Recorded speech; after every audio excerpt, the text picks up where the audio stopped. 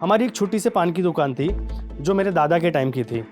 उस पान की दुकान पे मैं भी बैठता था। जब उन लोग मुझे अचानक से देख लेते थे पान की दुकान पे, तो मैं काफ़ी अपने आप को ना छुपाने लगता था कि यार देखे नहीं, क्योंकि नेक्स्ट डे जब स्कूल में ये लोग देखेंगे तो चिढ़ाएंगे। दोस्तों ने बोला, ताने मारे, अरे भाई जब पान की दुकान ही खोलना है वापस से तो एमबीए करने क्यों आए हो। आज पान स्टोरी में हम 100 रुपये का भी पान बेचते हैं और हाईएस्ट पान है हमारा 1 लाख रुपए का। जी हाँ, 1 लाख रुपए वाला पान है। स्कूल में झिझक थी, शर्म थी बताने में कि मैं पान वाला हूँ। आज मैं प्राउडली बोलता हूँ सबको कि मैं एक पान वाला हूँ। मैं हाय, मेरा नाम है Naushad Shaikh. I am the founder of the Paan story. ये स्टोरी शुरू करने से पहले एक शेर अर्ज करना चाहूँगा। दिल की धड़कन में एक साज छुपा रखा है, दिल की धड़कन में एक साज छुपा रखा है। हमने खुद से अपना एक राज छुपा रखा है। धड़कता हुआ दिल, महकती सांसें, सुर्ख होठों पे एक नाम छुपा रखा है। रुस्वा ना कहीं कर दूं तुम्हें तुम्हारा नाम लेकर, इसलिए इन लबों पे ये पान छुपा रखा है। तो इस शायरी के साथ मैं आपको ले चलता हूँ मेरी कहानी, जब मैं 1 रुपए का पान बेचता था और फिर वो 1 रुपए से लेके मेरा सफ़र 1 लाख रुपए तक का पान का कैसा रहा। तो मैं ले चलता हूँ जब मैं 1 रुपए का पान बेचता था, जिस वक्त मैं स्कूल में था। हमारी एक छोटी सी पान की दुकान थी जो मेरे दादा के टाइम की थी। उस पान की दुकान पे मैं भी बैठता था। कोई भी काम जिंदगी में हम करते हैं ना, उसके पीछे सिर्फ दो वजह होती, या तो इंटरेस्ट या तो मजबूरी।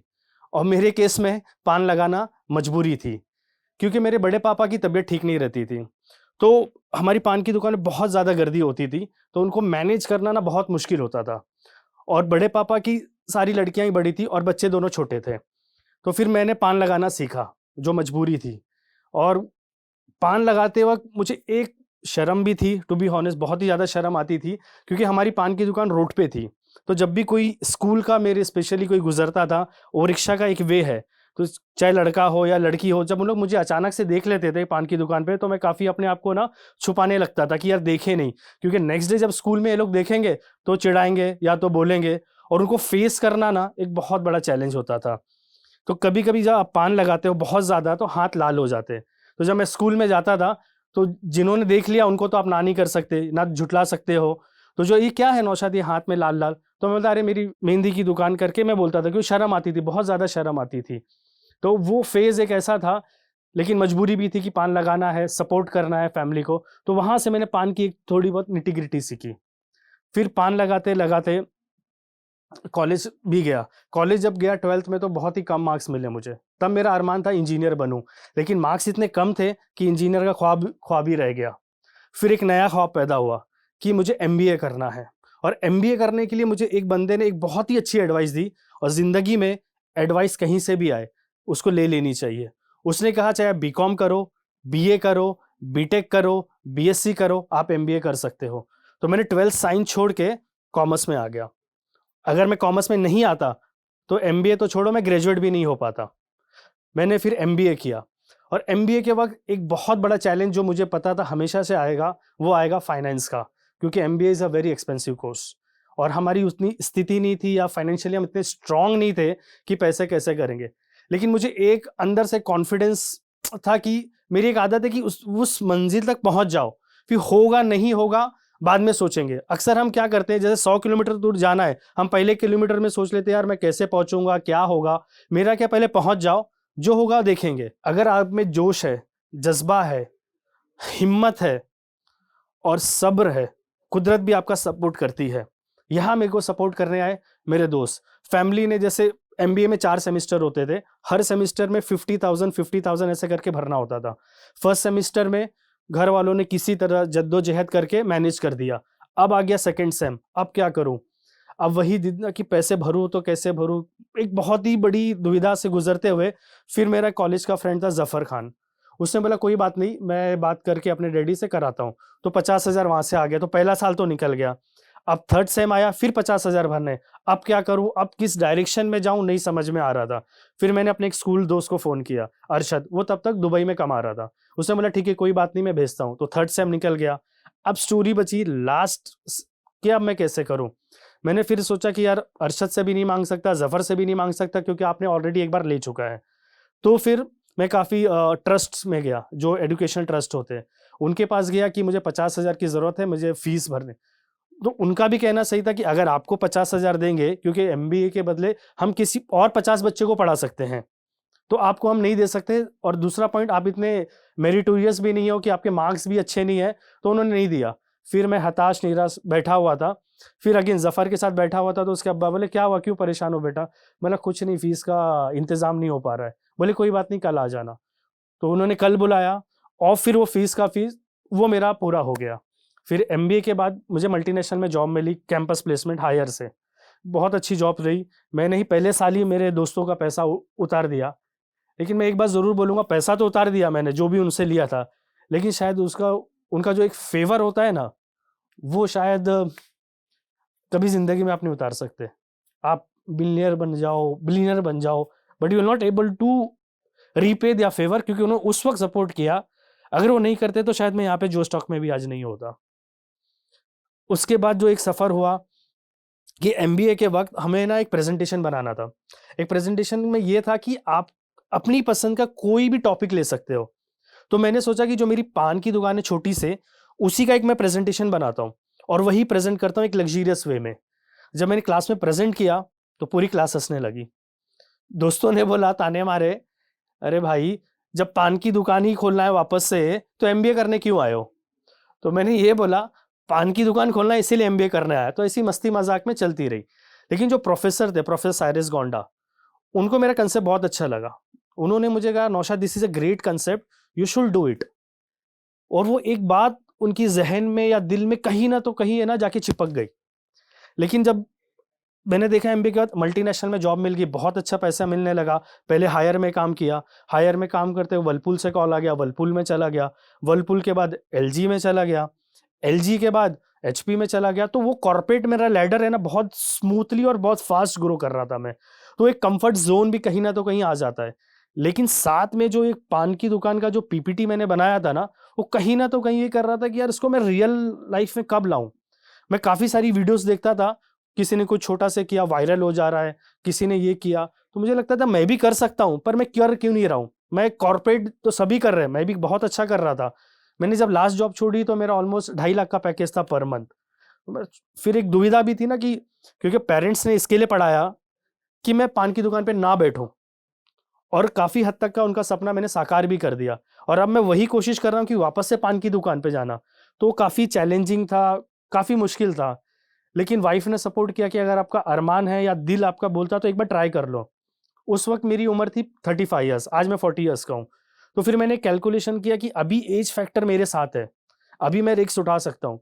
खुदा ना ख़ास्ता नहीं चला, तो मेरे जो पुराने जो बॉस थे उन्होंने कहा कि जॉब तो मिल ही जाएगी, वो कोई दिक्कत नहीं था। लेकिन रिस्क उठाना है तो अभी उठाऊँ, क्योंकि आफ्टर 40 ईयर्स एक तो एज आपका सपोर्ट नहीं करती है, फिर आपको कॉर्पोरेट वर्ल्ड में भी कोई नहीं लेगा। तो बहुत दाँव था लगाना था, तो मैंने चलो अभी लगा लेते हैं। तो फिर पान स्टोरी का सफ़र मेरा वहाँ से शुरू हुआ। अब ये हुआ कि अब शॉप ढूँढनी है तो बड़ी ढूँढनी है, क्योंकि आपने एमबीए किया है, आपने मल्टीनेशनल में काम किया है, तो छोटी दुकान तो खोलने का सवाल ही नहीं पैदा होता है। क्योंकि वो आपकी एमबीए में भी क्वेश्चन मार्क उठाता और वो आपकी एमएनसी के जॉब पे भी क्वेश्चन मार्क उठाता कि आपने सीखा क्या फिर? अगर छोटी ही पान की दुकान खोलना था तो एमबीए किया क्यों? मल्टीनेशनल में जॉब ही क्यों किया? तो एक एक टेंशन भी था, एक प्रेशर भी था कि मुझे उस लेवल पे करना है कि लोग बोले हाँ, ये बंदा एमबीए किया हुआ है, हाँ, ये बंदे ने मल्टीनेशनल में काम किया हुआ है। तो वो एक प्रेशर भी था। बॉम्बे शहर में मैंने एजेंट लोगों को कॉल किया कि मुझे लोखंडवाला में चाहिए 300 स्क्वायर फुट। बोले क्या खोलना है? पान की दुकान। बोले पागल हो गए हो क्या? 300 स्क्वायर फुट बॉम्बे, 2.5 से 3 लाख रुपया भाड़ा। बोले चलेगा, नॉट एन इश्यू। बोले नहीं, नहीं, नहीं, नहीं मिलेगी। इसी करते हुए सफ़र हीरानंदानी में मुझे एक जगह पसंद आई, उसका ऑलमोस्ट अराउंड 1.5 लाख के आसपास था। तो मैंने एजेंट को बोला फिक्स करो मीटिंग। मैं गया, ओनर से मिला। ओनर ने बोला भाई आपको इतनी बड़ी दुकान क्यों चाहिए? गुटखा बेचोगे, तम्बाकू बेचोगे, सिगरेट बेचोगे, वो तो आप छोटी दुकान पे भी बेच सकते हो। मैंने कहा मुझे वो ये सब बेचना ही नहीं है। तो और शॉक हो गया। पान की दुकान में अगर अब मैंने तम्बाकू, गुटखा, सिगरेट निकाल दिया तो पान की दुकान बची क्या? बाय डेफिनेशन हो ना पान की दुकान। मैंने एग्जैक्टली मैं ऐसी एक पान की दुकान खोलना चाहता हूँ जो टैबेको फ्री हो, जो स्पिट फ्री हो, जो एक ऐसा कंसेप्ट लेके जाए जहां फैमिली आ सके। आज हम आइसक्रीम खाने जाते हैं फैमिली के साथ, आज हम पिज्जा खाने जाते हैं फैमिली के साथ, आज हम मूवीज देखने जाते हैं फैमिली के साथ। तो पान खाने क्यों नहीं जाते हो आप?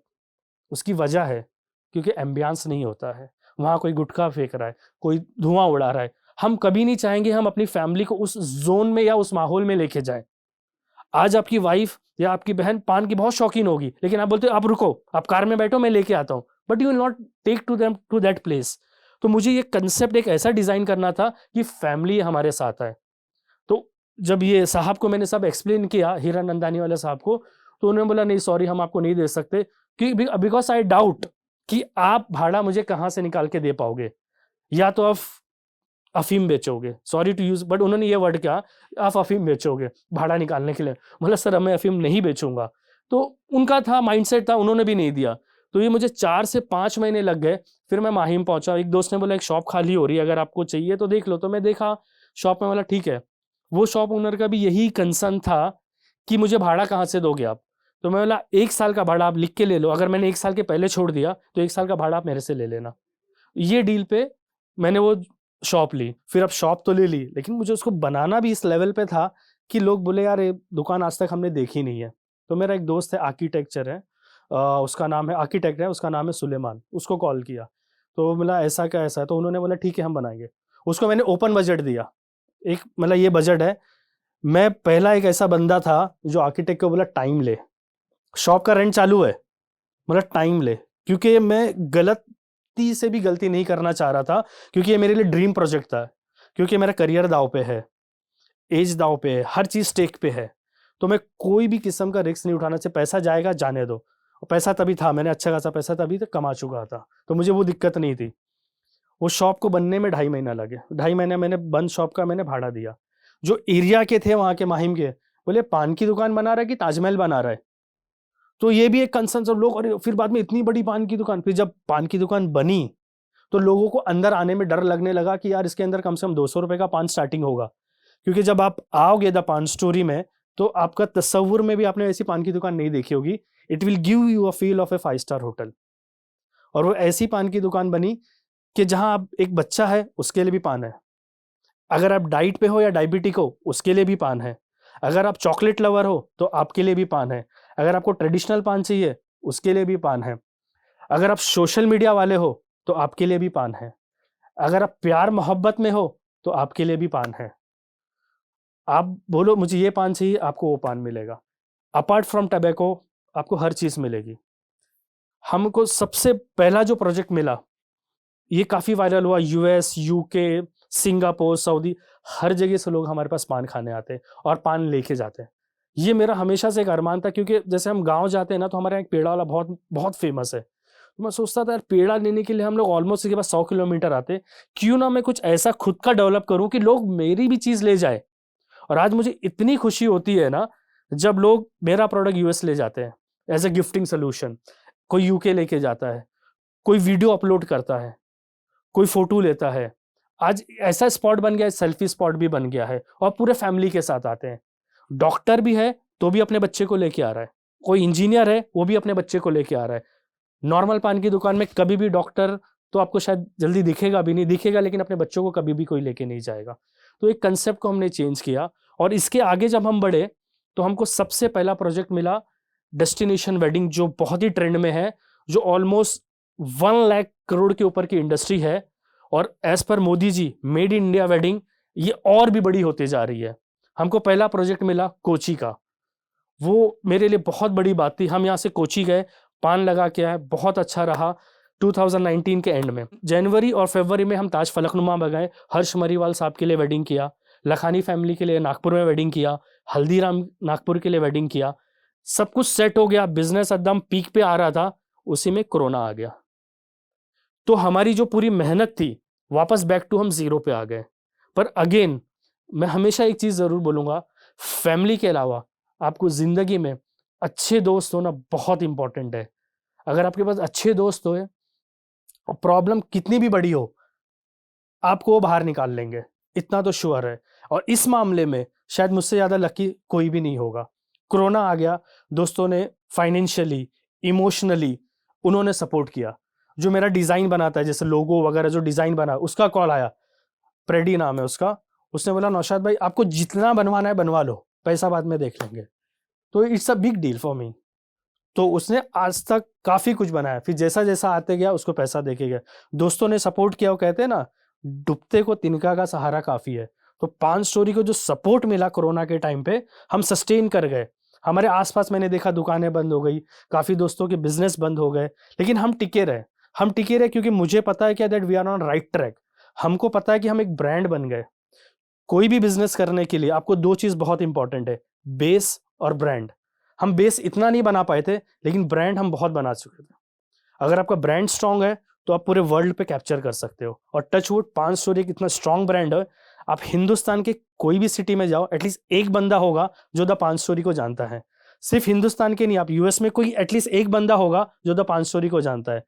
US, UK, Singapore, Dubai, at least एक बंदा जरूर होगा जो बोलेगा हाँ द पान स्टोरी को मैं जानता हूँ।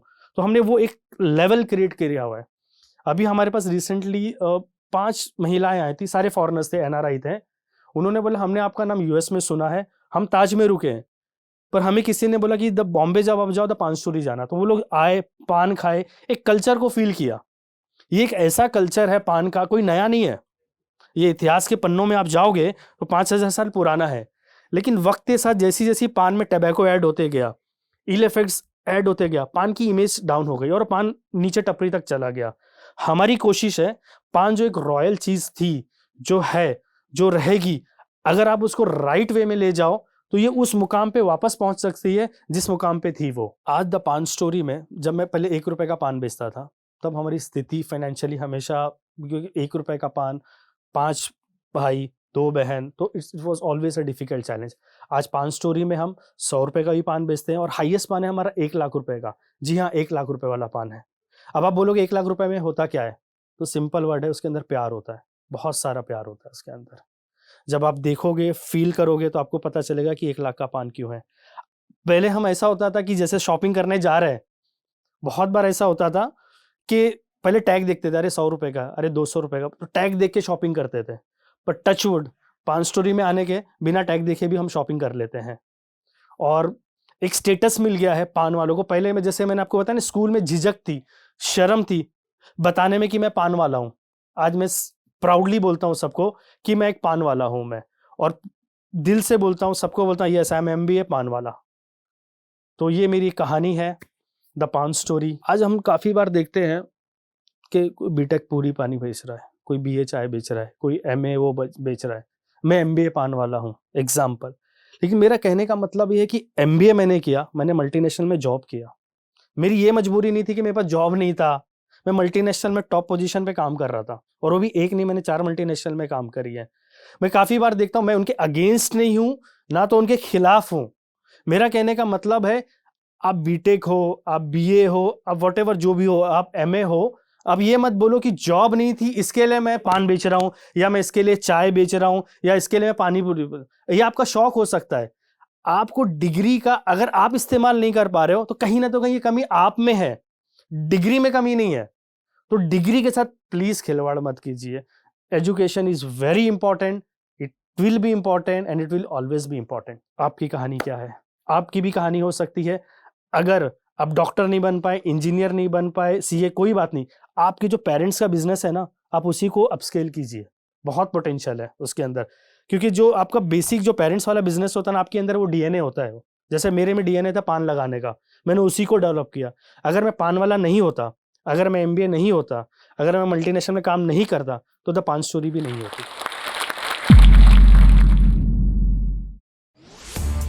इस वीडियो के बारे में अपनी राय नीचे कमेंट सेक्शन में हमें बताएं और अपने दोस्तों के साथ ये वीडियो शेयर करना ना भूलें।